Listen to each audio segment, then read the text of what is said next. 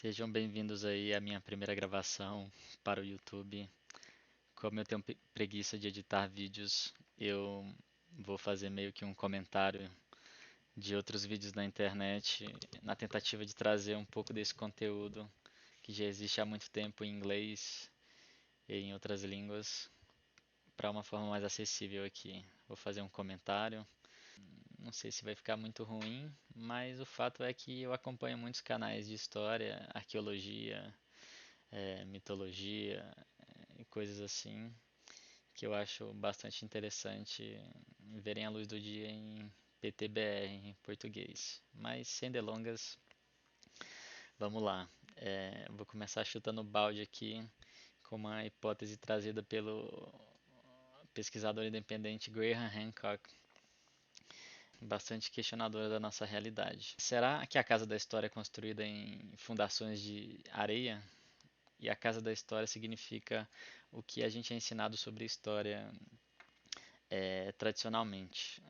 A gente tem uma visão que a história ela é linear, que nossa tecnologia foi avançando de forma progressiva, que a gente era no começo caçador-coletor, em seguida a gente começou a agricultura e se moveu para os campos populacionais e formamos as primeiras cidades e aí as primeiras civilizações na Suméria, os egípcios e etc.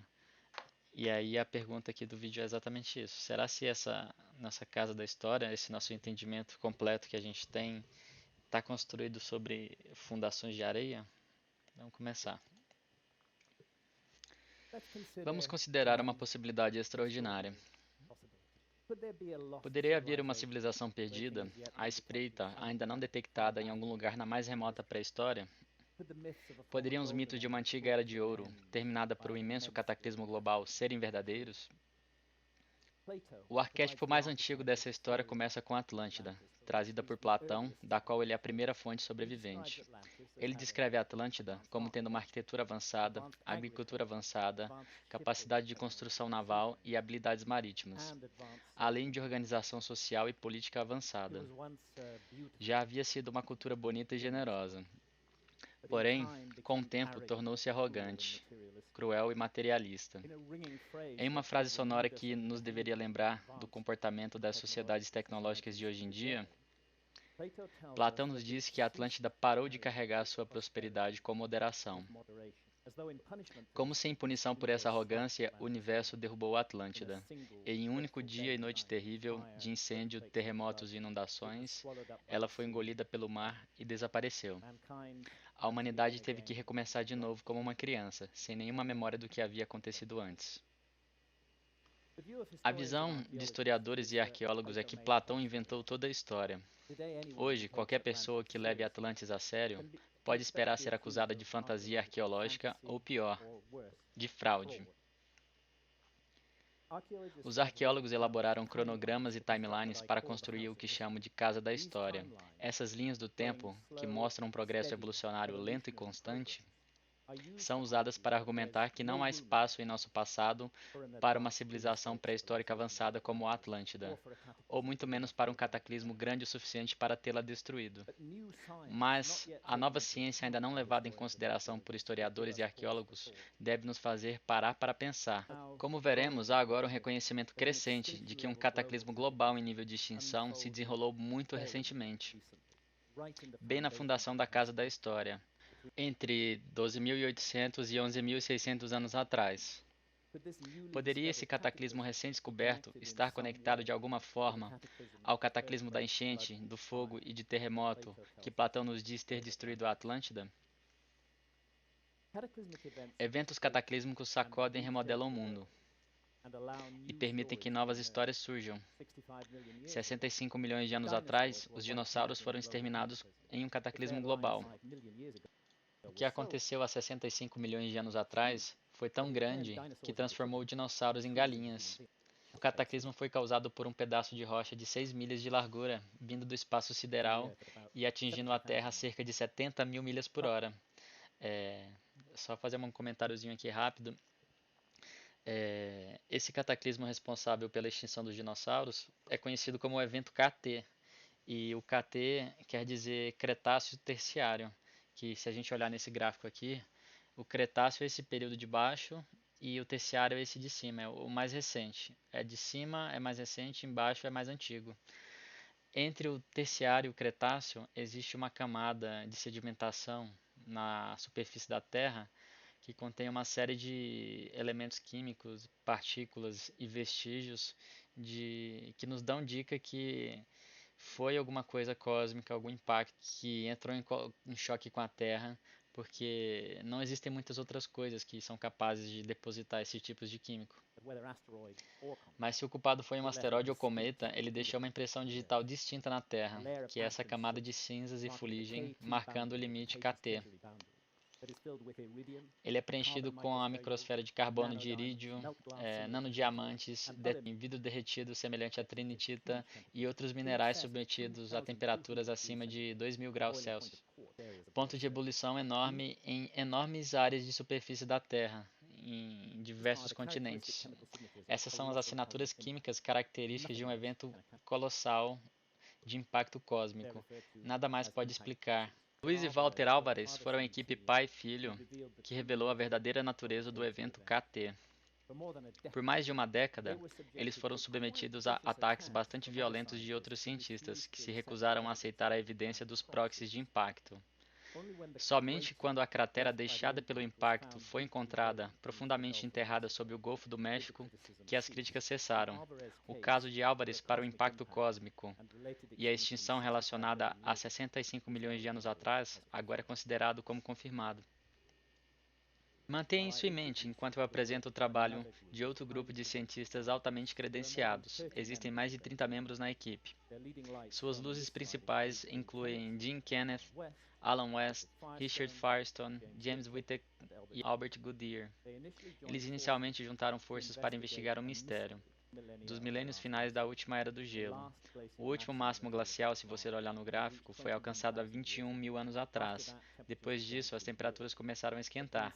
Mas então, de repente, enquanto ainda havia mantos de gelo ainda de 2 quilômetros de profundidade sobre a América do Norte e o norte da Europa, houve uma queda dramática nas temperaturas, um curto e profundo congelamento, que durou entre 12.800 e 11.600 anos atrás. Esse período de frio extremo e anômalo é conhecido pelos geólogos como o Dryas mais jovem, ou Younger Dryas. O mistério é, o que teria causado ele? Acontece que precisamente na fronteira do Younger Dryas há uma camada de cinza e fuligem no solo conhecido como esteira preta, distribuída por uma vasta área de superfície da Terra e preenchida com abundâncias dos mesmos proxies de impacto que apresentam testemunha no evento KT.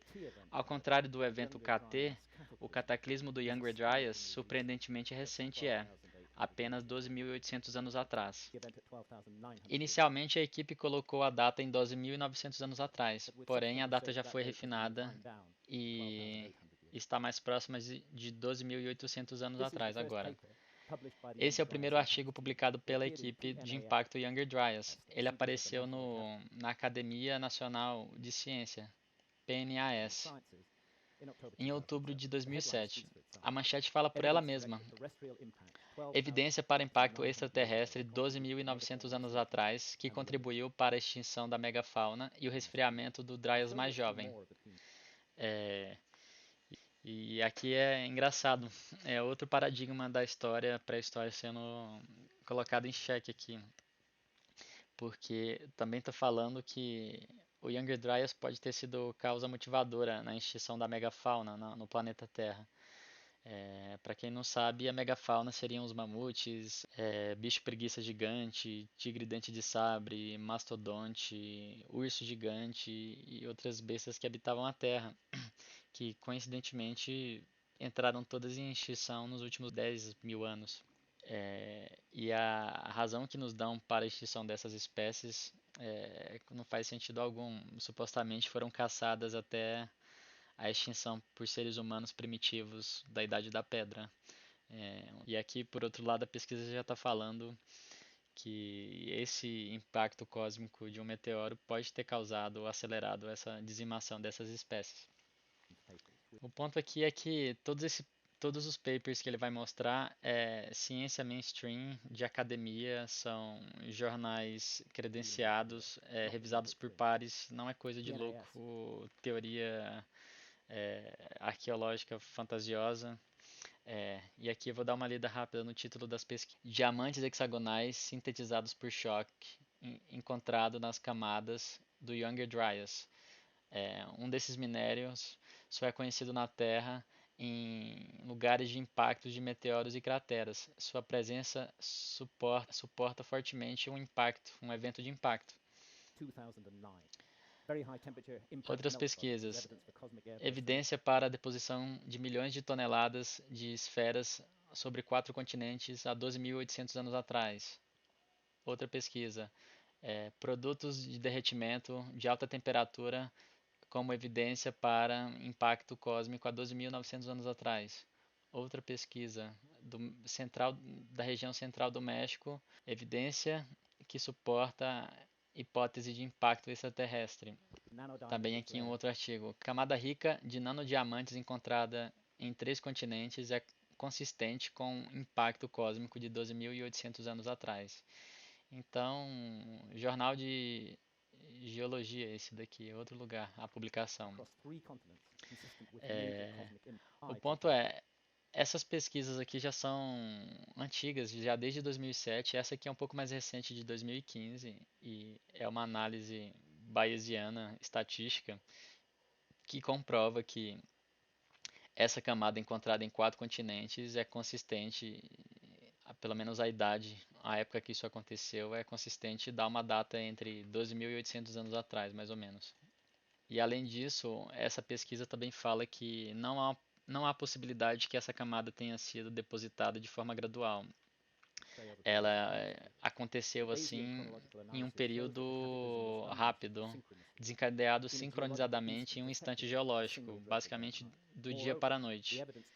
As evidências desse cataclismo é acompanhada numa superfície enorme da Terra, e o cometa já é suposto que veio de uma trajetória daqui para cá, noroeste para o sudeste, acertando primariamente a calota de gelo da América do Norte, que na época ainda era coberta de 2 km de profundidade de neve.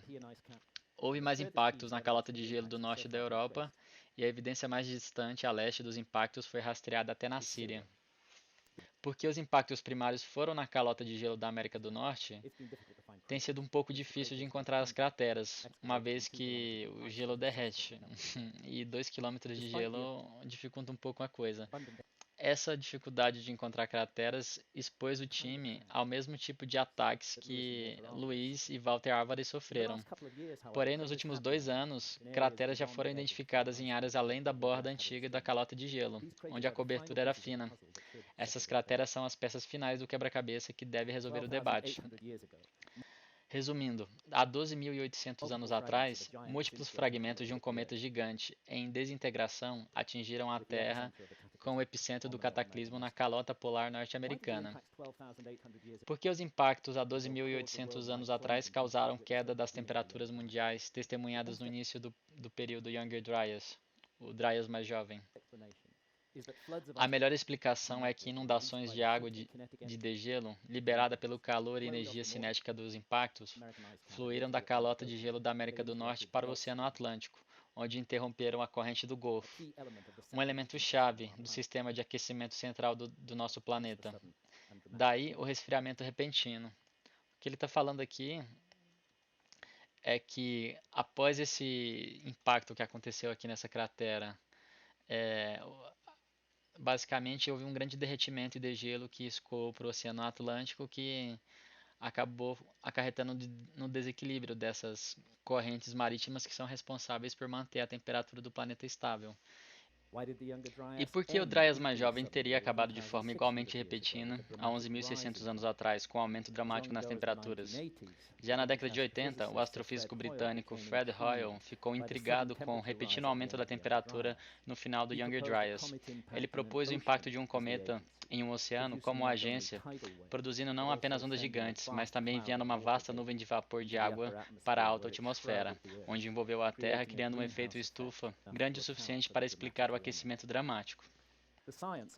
A ciência sobre o que causou o final do período Dryas mais jovem ainda não é tão bem documentada e completa quanto a ciência que causou o início do Dryas mais jovem. Qualquer que tenha sido a agência, o terreno que não está em disputa é que o Dryas mais jovem acabou abruptamente também, há 11.600 anos atrás. As temperaturas globais dispararam e as calotas polares remanescentes desabaram muito rapidamente no mar, causando um pulso dramático de elevação no nível do mar, nomeado pelos geólogos como pulso de derretimento 1B. O que ele está falando aqui, galera, essa parte cinza aqui é o Younger Dryas, esse período chamado de Dryas novo. E só abrindo um parênteses, ele é chamado assim porque Dryas é uma espécie de flor que é encontrada nessas regiões gélidas, assim, nas regiões árticas do planeta, que demarca todo esse resfriamento. E aqui nesse YD, o cinza, aqui primeiro teve o resfriamento, que o que teria causado seriam os meteoros que caíram na calota polar norte-americana, e, e aqui, em 11.600 anos atrás, teve o final do Younger Dryas, que a suposição é que tenha sido alguma coisa na água que causou um efeito estufa que fez toda essa temperatura elevar do dia para a noite e causou esse pulso 1B, Meltwater Pulse 1B, um rápido e súbito crescimento da altura do nível do mar. E coincidentemente, essa data do Meltwater Pulse 1B é a data que Platão nos dá para a destruição e a submersão de Atlântida sob o oceano. Vamos verificar a data de Platão, uma história que ele nos conta que foi passada a ele através da sua linhagem familiar, do seu ancestral famoso, o legislador grego Solon, que visitou o Egito por volta de 600 anos antes de Cristo, e afirma ter ouvido a história da Atlântida por sacerdotes no templo de Nif, em Sais, na região do delta do Nilo. Solon perguntou aos sacerdotes quando o desastre ocorreu, e eles responderam com naturalidade, 9.000 anos atrás. Lembrem que isso foi 600 anos antes de Cristo, e claro, 9.000 anos atrás, em 600 antes de Cristo, em outras palavras, 11.600 anos atrás. A data precisa que a ciência geológica moderna coloca o pulso de derretimento 1B, um súbito aumento global do nível do mar. Se Platão inventou a coisa toda, como nos contam os historiadores, então ele estava surpreendentemente preciso com a ciência do século XXI, ligando um cataclismo de inundação global à data de 11.600 anos atrás. E outra coisa, a mesma data agora está sendo citada por arqueólogos como uma data muito significativa, a data em que a invenção da arquitetura megalítica e da agricultura ocorreu aparentemente pela primeira vez no mundo. Aquela arquitetura com aquelas grandes pedras que a gente encontra lá em Stonehenge, no Egito, nas Américas. Aparentemente, agora estão falando que aconteceu pela primeira vez aqui em Göbekli Tepe, aqui na Turquia. E aqui estou eu em Göbekli Tepe com o falecido professor Klaus Schmidt, que descobriu o sítio e começou a escavá-lo para o Instituto Arqueológico Alemão, a partir da segunda metade da década de 90. Ele está me dizendo três coisas. Primeiro, os megalíticos de Göbekli Tepe, expostos nas escavações, não foram cobertos por sedimentação natural ao longo dos anos. Em vez disso, depois de serem utilizados por cerca de 1.000 anos, eles foram deliberadamente e meticulosamente enterrados sob uma colina artificial de terra e entulho. Na verdade, o próprio nome Göbekli Tepe, na língua turca, significa colina barriguda. Em segundo lugar, é esse teto do local sem contaminação por culturas posteriores que permite aos arqueólogos terem certeza da data de fundação de Göbekli Tepe, 11.600 anos atrás, o que torna ele 7.000 anos mais velho do que Stonehenge, e cerca de 6.000 anos mais velho do que o megalítico mais antigo localizado ou reconhecido em qualquer lugar na Terra. Em terceiro lugar, até 50 vezes mais do que já foi escavado em Göbekli Tepe ainda espera para ser revelado. O radar de penetração no solo revelou que centenas e centenas de pilares megalíticos gigantes ainda estão enterrados, tornando este apenas não o mais antigo, mas também o maior sítio megalítico da Terra. E, no entanto, parece surgir do nada, sem fundo, sem evidências da evolução das habilidades arquitetônicas necessárias. O mais estranho de tudo é que até mesmo o Instituto Arqueológico Alemão também suspeita disso, que Göbekli Tepe teria funcionado como um centro de inovação a partir do qual o conhecimento da agricultura foi distribuído para uma população que até então consistia apenas de caçadores-coletores nômades. Em vez de uma invenção repentina e misteriosamente precoce, 7.000 anos à frente do seu tempo, o que aconteceu em Göbekli Tepe me parece muito mais uma transferência de tecnologia dos sobreviventes de uma civilização perdida, que já sabia como trabalhar com megalíticos em grande escala e que já compreendia a agricultura completamente. Antes da escavação de Göbekli Tepe, não teríamos contexto para entender os sítios megalíticos recém-descobertos mostrados nesse slide. É um megalítico submerso a uma profundidade de 40 metros abaixo do Mediterrâneo e esteve acima d'água pela última vez há mais de 9.000 anos. Não sabemos quanto tempo o local permaneceu lá, antes que o aumento do mar o cobrisse. Desde o início dos anos 90, várias perguntas têm sido levantadas sobre a idade da Grande Esfinge de Gizé no Egito. Os egiptólogos pensam que ela tem cerca de 4.500 anos, embora não haja um fragmento de evidência de inscrição hieróglifica para apoiar a ideia. Os pesquisadores independentes John Anthony West e o professor Robert Schoch, de Geologia da Universidade de Boston, argumentaram que a esfinge deve ser muito mais antiga do que nos é contado, baseado no seu padrão característico de erosão. O professor Robert Schoch argumenta que a esfinge foi submetida a um período muito longo de chuvas fortes, e essas chuvas não caíram no Egito pelo menos nos últimos 5.000 anos. De fato, para encontrar o tipo de chuva forte no Egito que poderia ter causado isso, temos que voltar pelo menos 10.000 anos no passado. Pessoal, é esse padrão aqui de erosão que tem nessas pedras aqui ao redor da esfinge que ele está falando. Esse tipo de fissura vertical, para acontecer, tem que ter precipitação, chuva por muito tempo para ter causado. John Anthony West e o Robert Schoch apresentaram o caso pela primeira vez. Eles foram rejeitados pelos egiptólogos com base que não havia nenhum outro sítio megalítico no mundo que poderia datar a esse tempo, mas isso foi em 1992, quando ainda poderia se dizer esse tipo de coisa. Porém, já desde a segunda metade de 1990, começaram as escavações em Göbekli Tepe, provando que ele tinha 11.600 anos de idade. E desnecessário de dizer, se você consegue fazer Göbekli Tepe, você consegue fazer a Esfinge. Os dois lugares estão tão distantes um do outro. Então, para concluir, o que ele fala aqui?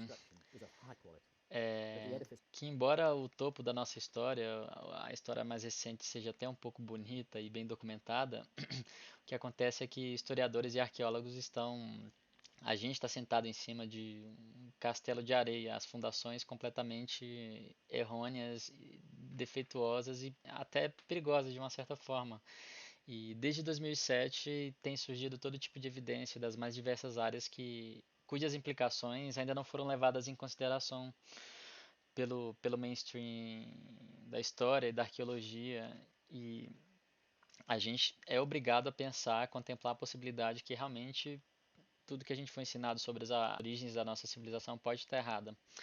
Pode ter acontecido um cataclismo há 11.600 anos atrás que derrubou uma civilização, elevou o nível do mar em 100 metros e provavelmente deve ter muita coisa embaixo d'água. E a gente sabe hoje em dia que a arqueologia marítima é uma das mais caras de se fazer, é a mais cara de se realizar e os governos não estão interessados nisso. E quando se faz pesquisa marítima assim, basicamente todo o funding, toda a grana é para encontrar navio, para encontrar tesouros, esse tipo de pesquisa que pode ter algum retorno financeiro. Quem que vai ficar procurando cidade de civilização embaixo d'água se a gente nem contempla em primeiro lugar que elas possam existir? Então a gente não está procurando, estamos procurando outro tipo de coisas. E quando se faz esse tipo de arqueologia marítima, ela também não está focada nisso.